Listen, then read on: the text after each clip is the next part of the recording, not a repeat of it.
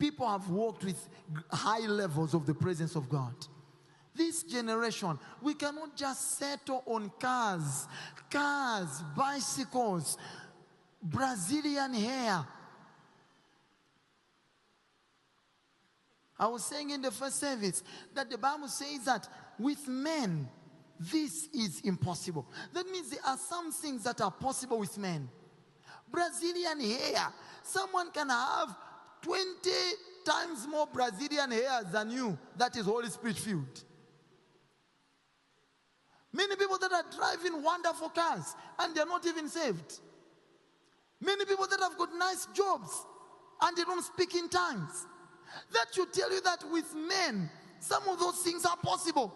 With men, just with man, you can get a job. You can get married. Your testimony should not be confined to things that are possible with man.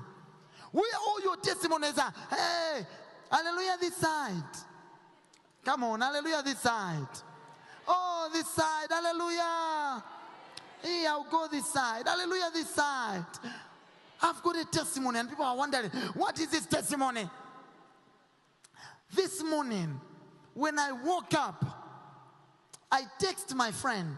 I said, my friend, do you have a spare laptop? My friend told me, yes, I've got one which I no longer use. Do you need it? I said, yes.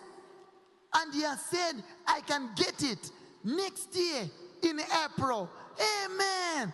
And all of us, those are powerful testimonies. But people have had such or even greater without God involved.